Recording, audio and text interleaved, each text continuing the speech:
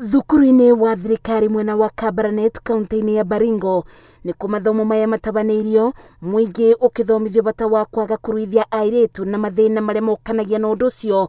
Mathomo marĩa matongoretio nĩ ikundi itarĩ cia thirikari na atongoria a makanitha gĩcigo-inĩ kĩu. Just like many other cultural practices, the various cultures, the people in the community hold these cultural practices so dear to them.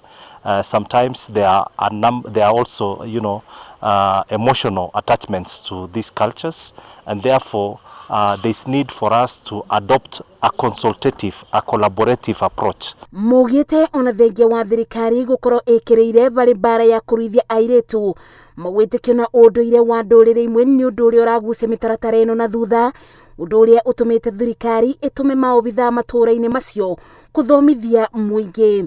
This time round we are involving the youth, we are involving the elders, we are involving the religious leaders, we are involving women leaders, we are involving the survivors and the excisors, the women who cut these girls.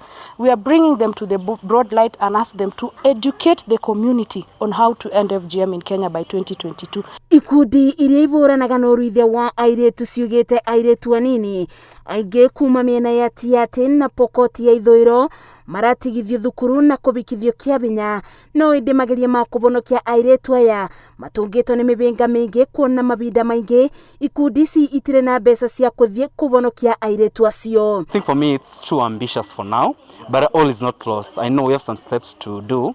So I believe by 2022 we will not have totally eradicated the issue of FGM, but at least something is still to be done. Mĩbĩnga ĩngĩ ikundi ici ciugĩte nĩ ndũrĩrĩ kũbithĩrĩra airĩtu aya nĩguo matikamenyeke, ikiuga korwo mũingĩ wanyitana mĩtaratara ya ũruithia wa airĩtu no ĩthire. We are working very closely, different actors, Kenya School of Government, Anti-FGM Board, UNFPA, and many other actors in the society who are working towards eradicating this vice.